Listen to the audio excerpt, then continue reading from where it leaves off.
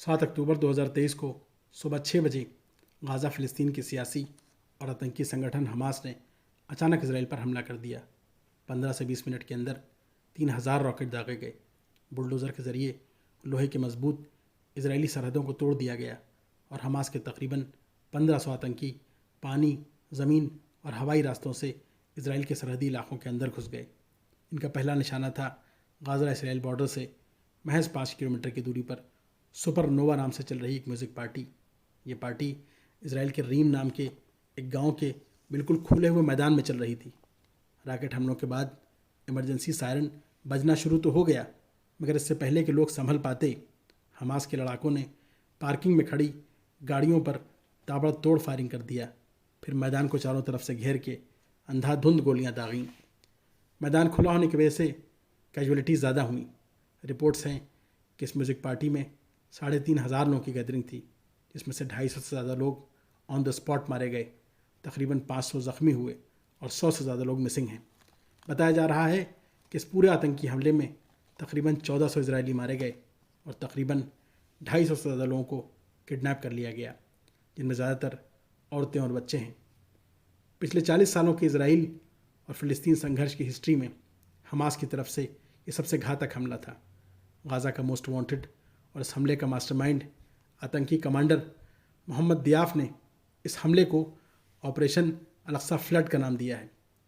Al-Aqsa मस्जिद का नया झगड़ा 13 अप्रैल 2021 को इस्लामिक महीने रमज़ान में तब शुरू हुआ जब इजरायली पुलिस ने मस्जिद के अंदर घुसकर अजान दिए जाने वाले लाउड स्पीकर का तार इसलिए काट दिया था क्योंकि उस समय के इजरायली प्रेसिडेंट रेविन रिवलिन इसराइल के मेमोरियल डे पर अल-अक्सा मस्जिद के दूसरे हिस्से यानी वेस्टर्न वॉल पर जो स्पीच देने वाले थे, उसमें किसी तरीके का कोई डिस्टर्बेंस अजान की वजह से न होने पाए।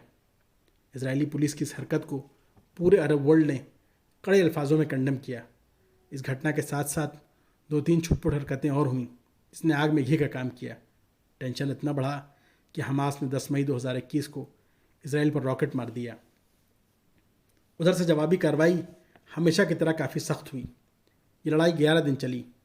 गाज़ा के high rise buildings, schools, hospitals और रिफ्यूजी कैंप्स को निशाना बनाया गया।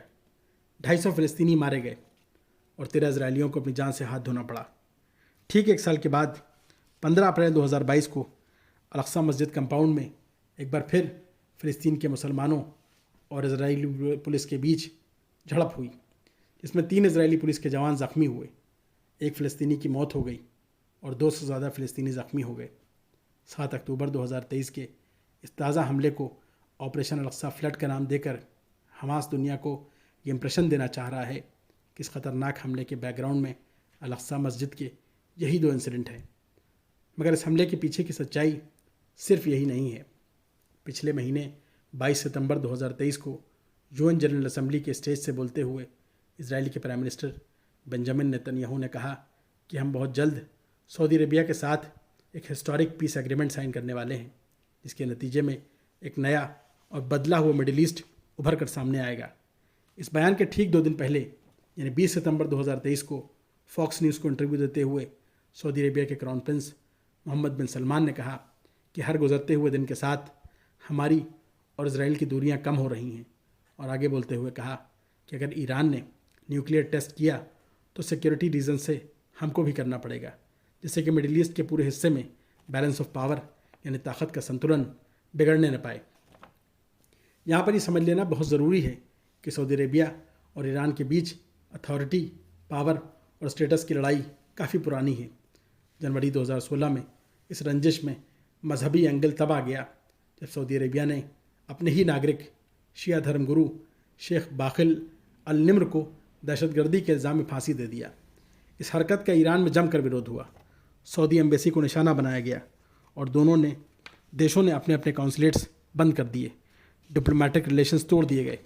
सऊदी अरेबिया का सपोर्ट हमेशा से वेस्ट बैंक की सियासी पार्टी फतह के साथ है, जबकि ईरान की सारी मेहरबानियाँ गाज़ा की पॉलिटिकल और एक्सट्रीमिस्ट ऑर्गेनाइजेशन हमास के साथ हैं। मिडिल ईस्ट रीजन में दोनों देशों के अपने अपने एम्स और इंटेंशंस हैं और उन्हीं को हासिल करने के लिए अपनी बंदूक किसी और के कंधे पर रखकर बहुत ज़माने से चलाई जा रही है। हमास के ज़ालिमाना हमले के पीछे एक बहुत मजबूत पॉलिटिकल एंगल भी है। कहने को तो फ़िलिस्तीन एक देश है, पर कैसा एक देश है ये भी सुन लीजिए। असल में फ़िलिस्तीन दो हिस्सों में बटा हुआ है। समंदर से लगी हुई एक 40 किलोमीटर लंबी एक कोस्टल लाइन है जिसको गाज़ा स्ट्रिप या गाज़ा पट्टी कहा जाता है। दूसरी तरफ जॉर्डन की सीमा से लगा हुआ बड़ा हिस्सा है जो वेस्ट बैंक कहलाता है। गाज़ा से वेस्ट बैंक की दूरी 93 किलोमीटर्स है। दोनों हिस्सों के बीच में इजराइल है। फ़िलिस्तीन के किसी नागरिक या सिटीज़न को अपने ही देश के हिस्से गाज़ा से वेस्ट बैंक या वेस्ट बैंक से गाज़ा आने जाने की इजाज़त सिक्योरिटी रीजंस की बिना पर इजराइल नहीं देता है। फ़िलिस्तीन के इन दोनों हिस्सों में एक बुनियादी फ़र्क ये है कि गाज़ा का पूरा एडमिनिस्ट्रेशन फ़िलिस्तीन की सबसे बड़ी राजनीतिक पार्टी हमास के पास है, जबकि वेस्ट बैंक के सिर्फ 18% हिस्से को कंट्रोल फ़िलिस्तीन की दूसरी सबसे बड़ी पॉलिटिकल पार्टी फ़तह के हाथ में है।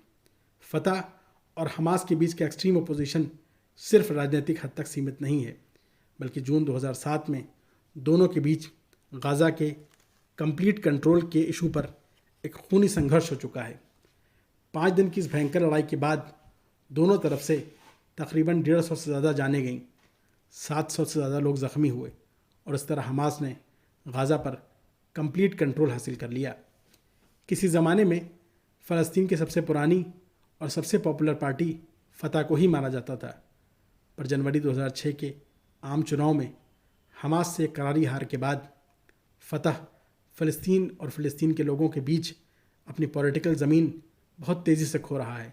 आज की तारीख़ में सियासी पार्टी फ़तह फ़लस्तीन वेस्ट बैंक के एक छोटे से हिस्से पर रूल ज़रूर कर रही है, पर उनके पास अपनी न तो कोई मजबूत लॉ इन्फोर्समेंट एजेंसीज़ हैं, न कोई आर्मी है और न ही किसी आतंकी या एक्सट्रीमिस्ट ऑर्गेनाइजेशन से कोई डायरेक्ट एसोसिएशन है। फ़तह पार्टी इज़राइल को एक देश के रूप में रिकग्नाइज़ करती है और पूरे मसले के हल के लिए इज़राइल, यूनाइटेड नेशंस और दूसरे स्टेक होल्डर्स के साथ बातचीत के रास्ते की वकालत करती है। दूसरी तरफ है हमास, जिसके पास है क़साम ब्रिगेड के नाम से एक फुल ट्रेंड आर्मी जिसकी तादाद 15 से 40 हज़ार बताई जाती है।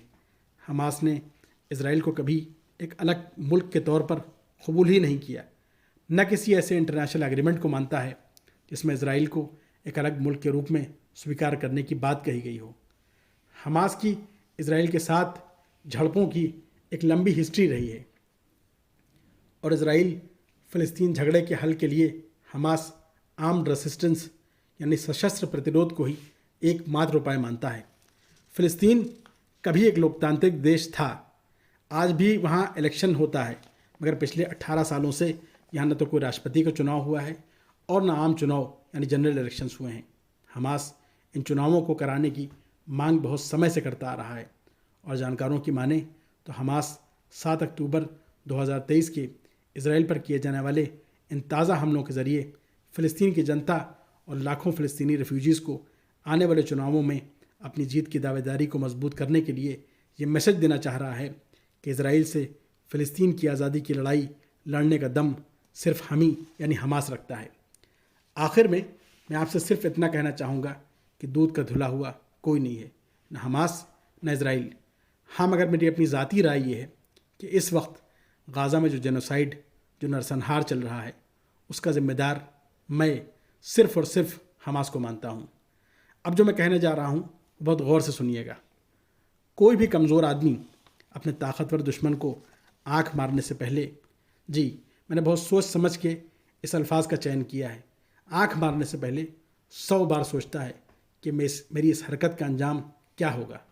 7 अक्टूबर की सुबह हमास ने बॉर्डर पर तैनात मुस्तैद किसी इजरायली आर्मी पर हमला नहीं किया, बल्कि सोते हुए या जश्न मनाते निहत्थे इजरायलियों को गले काटे, औरतों, बच्चों और बुज़ुर्गों को अपनी गोलियों का निशाना बनाया। और हद तो तब हो गई जब जुल्म की इस एक एक हरकत को रिकॉर्ड करके सोशल मीडिया पर पोस्ट कर दिया गया। हमास के चीफ और फ़लस्तीन के so called prime minister Ismail Haniyeh को हमास की इस दरिंदगी पर खुशियां मनाते दिखाया गया। हमको बहुत अच्छी तरह ये समझ लेना चाहिए कि आज के इस प्रोग्रेसिव ज़माने में दुनिया की कोई भी सिविलाइज सोसाइटी किसी बेगुनाह की मौत का जश्न नहीं मनाती, न कि कोई प्राइम मिनिस्टर लेवल का आदमी, इस पोजीशन का आदमी ये हरकत कर रहा हो। अपने दुश्मन को आँख नहीं मारी बल्कि उसकी आँख फोड़ दिया है। असलहे आपके पास है नहीं, कोई एक अरब देश आपकी तरफ से खड़ा होता नहीं। खड़ा होना तो बहुत दूर की बात है, बगल के अरबी देश बेसहारा फ़िलिस्तीन रिफ्यूजीज़ के लिए बॉर्डर खोलने के लिए तैयार नहीं होते हैं। बेरोज़गारी आपके यहाँ चरम पे है। बिजली, पानी, दवाएं, रोज़गार सब कुछ आपको इजराइल से मिलता है, बदले में आपका ये ज़ालिमाना रवैया। याद रखिए, जो अपने खून के आखिरी ख़तरे तक मैदान में डटा रहे उसी को देश का सच्चा सिपाही कहा जाता है, और जो हमला करके वापस अपने बिलों में छुप जाए और इस हमले का खमियाजा उसके अपने लोग भुगतें, ऐसे ही हमलावरों को आतंकवादी, टेररिस्ट या दहशतगर्द कहते हैं। मेरी आपसे गुजारिश है कि मेरी बात में आपके हिसाब से अगर कुछ कमी है तो कमेंट करके ज़रूर बताइएगा। वीडियो पर बने रहने के लिए आपका बहुत बहुत धन्यवाद।